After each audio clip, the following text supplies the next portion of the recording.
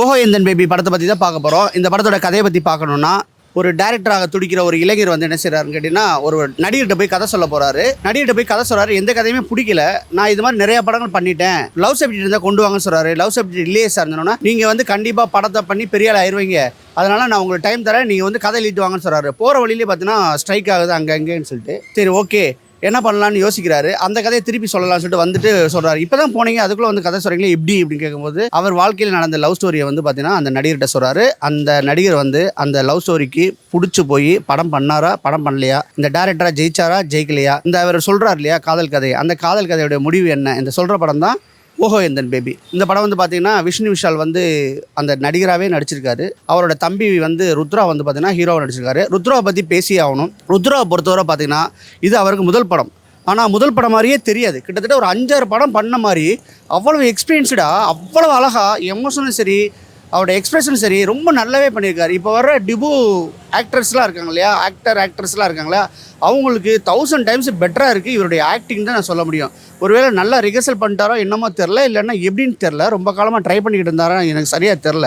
ஆனால் இந்த படத்தில் அவர் நடித்த விதம் இருக்கு இல்லையா, ரொம்ப செம்மையாக நடிச்சிருந்தாப்புல, ரொம்ப பிடிச்சிருந்துச்சு, ரொம்ப நல்லாவே பண்ணியிருந்தாப்புல. இந்த கதையை பார்த்தாவே ஓரளவு உங்களுக்கு தெரிஞ்சு போச்சு. இது பிரேக்கப் இருக்கும், லவ் இருக்கும், லிவிங் டுகெதர் இருக்கும், லிப் கிஸ் இருக்கும், லிப் லாக் இருக்கும், எல்லாமே இந்த படத்தில் வந்து உள்ளே வச்சுட்டாங்க. இந்த 2K கிட்ஸ் இப்போலாம் இந்த மாதிரி என்ன மாதிரிலாம் பண்ணுவாங்களோ அதில் ஒரு 40% வந்து அனலைஸ் பண்ணி உள்ளே வச்சுட்டாங்க. அதனாலே நம்ம தெரில, படம் வந்து பயங்கர இன்ட்ரெஸ்ட்டாக போச்சுங்க.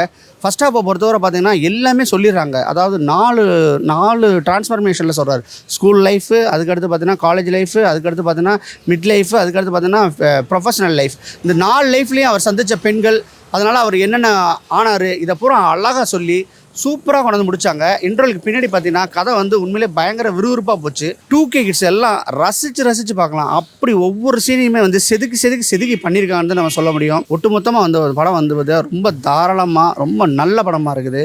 கண்டிப்பாக சொல்கிறேன், போர் அடிக்கலை, எங்கேயுமே நல்லா இருக்கும். ஒரு தடவை கண்டிப்பாக நீங்கள் பார்க்கலாம். அதுக்கடுத்து பார்த்தீங்கன்னா மியூசிக் டைரக்டரை பற்றி சொல்லி ஆகணும். இவர் தான் வந்து பார்த்தீங்கன்னா இந்த படத்துடைய செகண்ட் ஹீரோன்னு சொல்லலாம். அந்தளவுக்கு வந்து பார்த்தீங்கன்னா ஜென் மார்ட்டின் வந்து அப்படியே மியூசிக்கில் வந்து செதுக்கிருக்காப்புல, அவ்வளோ இன்ட்ரெஸ்டிங்காக இருக்குது, பார்த்துக்கிட்டே இருக்கலாம் அந்த மாதிரி இருக்குது. ரீரெக்கார்டிங்லாம் வேறு பின்னி எடுத்திருக்காப்புல. அதே மாதிரி சாங்ஸும் சரி, ஒரு சித்து ஸ்ரீராம் சாங்ஸும் சரி, நல்ல வைப் கொடுத்துச்சு. மொத்தத்தில் வந்து இந்த படம் வந்து பார்த்தீங்கன்னா பயங்கர கலர்ஃபுல். கேமராமேன் பார்த்தீங்கன்னா அவருடைய ஒர்க்லாம் செம்மையாக இருக்குது. சில நைட் எஃபெக்ட் ஷாட்ஸு, சில ஏரியல் ஷாட்ஸ்லாம் பார்த்தீங்கன்னா ரொம்ப பியூட்டியாக இருக்கும். அந்தளவுக்கு வந்து செதுக்கியிருக்காப்புலன்னு நம்ம சொல்ல முடியும். ஒரு சின்ன படத்துக்குள்ள ஃபீலே கிடைக்காது, ஒரு பெரிய படம் பார்த்தா நம்ம ஃபீல் கிடைக்கும். அது ஒட்டு மொத்தமாக இந்த சேர்ந்து இந்த படம் வந்து பார்த்தீங்கன்னா ஒரு டீசன்ட் வாட்ச் மூவியாக வந்துருச்சுன்னு தான் சொல்ல முடியும். படத்தோட ஹீரோயினை பற்றி சொல்லி ஆகணும், மிரித்துலா. அந்த ஹீரோயினை பற்றி நம்ம சொல்லி ஆகணும். அவ்வளவு அருமையான எமோஷன்ஸு. பார்த்தீங்கன்னா இவரோட 2 வயசு ஏஜ் கூட உள்ள கேரக்டர் தான் அவங்க பண்ணுறாங்க. ஆல்மோஸ்ட் பார்த்தீங்கன்னா விண்ணித்தண்டு வருவாய மாதிரி அப்படியே கொஞ்சம் அங்கங்கே டச் வரும். சிம்பு அப்படி தான் என்ன செய்வார், த்ரிஷா 2 வயசு கூட இருப்பாங்க, அவங்கள லவ் பண்ணுற மாதிரி சில போர்ஷன்ஸ்லாம் வச்சுருப்பாங்க. அதே மாதிரி இங்கேயும் வச்சுருக்காங்க. ஏஜ் 2 வயசு கூட இருந்தாலும் சரி, காதல் வயப்படுறது சகஜங்கிற மாதிரி இதுலேயும் வந்து கொஞ்சம் ஆணித்தரமாக சொல்லி அதை வச்சு ப்ளே பண்ணி போயிருப்பாங்க. அந்த பொண்ணு வந்து பார்த்திங்கன்னா ரொம்ப நல்ல க்யூட்டாக எக்ஸ்பிரஷன் பண்ணி செம்மையாக பண்ணியிருக்கு. ஒரு பொண்ணு பண்ணும் அவ்வளோ அழகாக இருக்கும், அவ்வளோ கிளாமராக இருக்கும். அந்த பைக்கில் போகிற சீனும் சரி, வாரியா மொட்டை மாடிக்கு போகலாமான்னு அப்படி சொல்கிற சீனாக இருந்தாலும் சரி, எல்லாமே பார்த்தீங்கன்னா இலசுகளை கவர்றதுக்காண்டி பண்ணியிருக்காங்க. 2K கிட்ஸ்லாம் வந்து விழுந்து சிரித்ததையும் ரசித்ததையும் வந்து நம்மளால் பார்க்க முடிஞ்சிச்சு. அந்தளவுக்கு வந்து படம் பார்த்திங்கன்னா ரொம்ப நல்லாவே பண்ணிடுச்சு. அதுக்கடுத்து பார்த்தீங்கன்னா சின்ன கேரக்டர்ஸ் எல்லாமே வந்து நல்லாவே டிசைன் பண்ணியிருக்காங்க, நல்லாவே எழுதியிருக்காங்க, எந்த இதுவுமே இல்லை. இந்த படத்தில் வந்து பார்த்திங்கன்னா ஜோசியம், நல்ல நேரம், ராகு காலம், அதெல்லாம் வந்து ரொம்ப டீட்டெயிலாக பேசுகிறாங்க. அதை வந்து தவிர்த்திருக்கலாம்னு நான் நினைக்கிறேன். ஒட்டு மொத்தத்தில் இந்த படம் பார்த்தீங்கன்னா கண்டிப்பாக சொல்கிறேன் ஒரு டீசன்ட் வாட்ச் மூவி தான் சொல்ல முடியும். இந்த படத்தோட கதை எழுதும் போதே அந்த கிருஷ்ணகுமார் என்ன பண்ணிட்டாங்கன்னா, டார்கெட் ஆஃப் ஆடியன்ஸ்னு சொல்லிட்டு ஒன்று இருப்பாங்கல்ல, அவங்கள செட் பண்ணிட்டாங்க. ஃபேமிலி ஆடியன்ஸ்லாம் வந்து தியேட்டருக்கு வந்து எப்பயாவது ஒரு தடவை தான் வருவாங்க. அதுலேயும் 4 படம் ரிலீஸ் ஆச்சுன்னா இந்த படத்துக்குலாம் வருவாங்களா வரமாட்டாங்களான்னு தெரியாது. ஆனால் இந்த மாதிரி ஒரு லவ் ஸ்டோரி சப்ஜெக்ட்டுக்கு கண்டிப்பாக இலசுகள்லாம் வருவாங்க, 2K கிட்ஸ்லாம் வருவாங்க. 2K கிட்ஸையும் தாண்டி 90s கிட்ஸு 80s கிட்ஸ்லாம் வரணும்னா என்ன பண்ணணுங்கிறத அவர் எழுதும் போதே அந்த கிருஷ்ணகுமார் டைரக்டர் வந்து ரொம்ப தெளிவாயிட்டார். அது தெளிவாகி அவர் ரைட் பண்ணது பார்த்தீங்கன்னா ஃபுல் அண்ட் ஃபுல் பார்த்தீங்கன்னா 2K கிட்ஸுக்கு தான் பண்ணது. இதில் வந்து 90s கிட்ஸும் வந்து படம் பார்க்கணுங்கிறக்கானே அவங்களுக்கு சில விஷயங்கள் பண்ணுவாங்க. அவங்களுக்கு என்ன மாதிரி விஷயங்கள் பண்ணியிருக்கான்னு கேட்டிங்கன்னா, லவ், பிரேக்கப்பு, லிவிங் டுகெதர் எல்லாமே இருந்தாலும் சரி, ஒரு கட்டத்தில் வந்து பார்த்தீங்கன்னா லவ் பண்ணி பிரேக்கப் ஆன பொண்ணு வந்து போயிட்டா ஆசிட் அடிக்கலாமா, அவருடைய ஃபோட்டோ வச்சுட்டு மிரட்டலாமா, ஒரு வீடியோவை காமிச்சிட்டு பிளாக்மெயில் பண்ணலாமா, இந்த மாதிரி கட்டத்தில் வந்து 2K கிட்ஸ்லாம் இல்லைடா. ஒரு சில பேர் தான் அப்படி பண்ணுவாங்க. ஒரு சில பேர் இதையும் தாண்டி அந்த பொண்ணுக்குன்னு ஒரு ஃப்யூச்சர் இருக்குது, பின்னாடி பிரைட்டான ஒரு ஃபியூச்சர் இருக்குது, அவருக்கு ஒரு லைஃப் இருக்குது, அவங்களுக்கு ஒரு கல்யாணம் நடக்கலாம், அவங்களுக்கு ஒரு குழந்தை பிறக்கலாம், எதுவுமே பாதிக்கக்கூடாது. நம்மளை பிரேக்கப் ஆனோங்கிறது சுச்சுவேஷன், அந்த டைமில் எடுத்த முடிவு, அதை நம்ம மதித்து நம்ம அவங்களுக்கும் ரெஸ்பெக்ட் கொடுக்கணும்னு சொல்கிற எடுத்த விதம்லாம் பார்த்தீங்கன்னா 90s கிட்ஸ்லாம் 80s கிட்ஸ்லாம் ரசிக்கிற மாதிரி இருந்துச்சு. அதுதான் இந்த படத்தோடைய வந்து பெரிய ப்ளஸ் பாயிண்ட்னு நினைக்கிறேன். அந்தளவுக்கு நல்லாவே பண்ணியிருந்தார் அந்த கிருஷ்ணகுமார் டேரக்டர். மற்றபடி ஒட்டுமொத்தமாகவே அவர் பிளான் பண்ணது வந்து சக்ஸஸ் ஆகிடுச்சுன்னு நான் நினைக்கிறேன். ஸ்கூல் ஹீரோயின் வந்து பார்த்தீங்கன்னா என்னை பார்த்தா ரொம்ப மோஸ்ட் கிளாமராக இருந்தாங்க.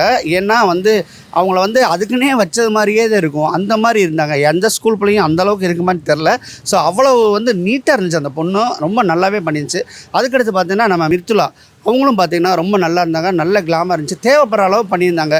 4 லிப்லாக் சீன்ஸ் வேறு வச்சுருக்காங்க. ஆனால் அது வந்து பார்த்தீங்கன்னா இப்போ 2K கிட்ஸ்லாம் அப்படி தான் இருக்காங்க, எடுத்தோடனே கிஸ்ஸுக்கு தான் போயிடுவானுங்க. அதுதான் வந்து அவங்க அதுக்கு அடுத்த ஸ்டெப்பே அதுக்கு அடுத்து தான் போவாங்க. அதை வந்து தெளிவாக சொல்லியிருக்காரு டேரக்டர். பெஸ்ட்டு பெர்ஃபார்மர்ஸ் வந்து சொல்ல போனோம்னா படத்தோட ஹீரோயின் மாதிரி தான் அந்த மிர்துலா வந்து பார்த்திங்கன்னா நல்ல ஒரு பெர்ஃபார்ம் பண்ணியிருக்காப்புல. ஏன்னா அவங்களுக்கு தான் ஃபுல் போர்ஷன் ஜாஸ்தி, ஸ்கூல் போர்ஷன் வந்து ஸ்கூலோட முடிஞ்சிச்சு அந்த பொண்ணு. அப்பப்போ ஃப்ளாஷ்பேக்கில் மட்டும் இன்டர்கட்டில் மட்டும் சில சீன்ஸ் வந்துட்டு போவோமே ஒழிய படம் ஃபுல்லாக வரது வந்து அந்த ஹீரோயின். அந்த ஹீரோயினோட பெர்ஃபார்மன்ஸ் வந்து வேற மாதிரி இருக்குது, ஒரு புது பொண்ணை பார்த்த மாதிரி இருக்குது, நல்லாவே பண்ணியிருந்தாங்க. கண்டிப்பாக நான் சொல்கிறேன், அந்த ஹீரோ கேரக்டர் வந்து அக்செப்ட் பண்ண முடியுமான்னு கேட்டிங்கன்னா கண்டிப்பாக நம்ம பக்கத்து வீட்டு பையனை பார்த்த மாதிரியே இருக்கும். அதுதான் வந்து பயங்கரமான நம்ம ஆச்சரியப்பட்ட விஷயம். அதுதான் ருத்ரா, ஒரு பணக்கார வீட்டில் வளர்ந்த பையன். அவங்க அப்பா வந்து அப்பயே வந்து பெரிய பணக்காரர், ஒரு போலீஸ் இன்ஸ்பெக்டராக இருந்தவர், எல்லாருக்குமே தெரிஞ்ச விஷயம். அவருடைய ஃபியூச்சருக்குலாம் நம்ம போக வேண்டியதில்லை. அப்பேற்பட்ட பையன் வந்து அவங்க என்னதான் படம் போட்டாலும் ஒரு படம், அதாவது ஷார்ட் ஃபிலிமில் பண்ணுறது வேறு, சும்மா கேமரா முன்னாடி பேசுகிறதோ நடிக்கிறதோ வேறு. ஆனால் ஒரு பெரிய யூனிட் முன்னாடி வந்து நின்று அவங்க வந்து அந்த எந்த வித ஹெசிடேஷன் இல்லாமல் அப்படி டவுட்ஸ் இல்லாமல் நடித்தது வந்து பெரிய ஆச்சரியப்படுற விஷயமா இருக்குது. தமிழ் சினிமாவில் வந்து ஒரு நல்ல வருஷமாக இருக்குது இந்த 2025. ஒரு பக்கம் பார்த்தீங்கன்னா கேப்டன் சாருடைய பையன் வந்து சண்முக பாண்டியன் வந்து கலக்கிறாப்புல. அதுக்கடுத்து பார்த்தீங்கன்னா விஜய் சேதுபதி பையன் வந்து பார்த்திங்கன்னா நம்ம சூர்யா விஜய் சேதுபதி வந்து பார்த்திங்கன்னா அவரும் ஒரு பக்கம் வந்து கலக்க ஆரம்பிச்சிட்டாப்புல. நேற்றுக்கெலாம் சக்ஸஸ் மீட் வச்சுட்டாங்க. அடுத்து இப்போ பார்த்திங்கன்னா விஷ்ணு விஷாலோட தம்பி வர வந்துட்டாப்புல. ஸோ நல்லா இருக்குது தமிழ் சினிமா, ரொம்ப தைரியமாக வர்றாங்க, நம்மளால் ஜெயிக்க முடியுங்கிற நம்பிக்கையோடு வர்றாங்க, உழைக்கிறாங்க, ஹார்ட் ஒர்க் பண்ணுறாங்க. ஸோ இதெல்லாம் பார்க்கும்போது ரொம்ப நல்லா இருக்குது. ஃபஸ்ட்லாம் பார்த்தீங்கன்னா தமிழ் சினிமாவில் பாடகின்னு பார்த்தாவே 4 பேர் தான் இருப்பாங்க, சுசிலா அம்மா, ஜானகி அம்மா, எல்லார் ஈஸ்வரி அம்மா, அப்புறம் வந்து இந்த மாதிரி 4 பாடகி தான் இருப்பாங்க. இப்போ வந்து பார்த்தீங்கன்னா எத்தனை பாடகி வந்துட்டாங்க, 40 100 பாடகிட்டால வந்துட்டாங்க. ஃபீமேல் சிங்கர்ஸே வந்து பார்த்தீங்கன்னா கிட்டத்தட்ட ஒரு 60 பேருக்கிட்டால இருக்காங்க. அப்போ எவ்வளோ வளர்ச்சின்னு பார்த்தீங்களா? ஏன்னா திறமையை வந்து காட்டுறதுக்கு வந்து பயங்கர காம்படிஷன் போட்டி போட்டுருக்கு. அது மாதிரியே பார்த்தீங்கன்னா ஹீரோஸும் பார்த்தீங்கன்னா ஒரு 4-5 பேர் தான் ஒட்டு மொத்தமாக தமிழ் சினிமா வந்து அப்படி பிடிச்சிக்கிட்டு நின்றாங்க. இப்போலாம் பார்த்தீங்கன்னா அப்படி சின்ன படங்கள்லேருந்து அழகழகாக ஜெயிச்சுட்டு போயிட்டே இருக்காங்க.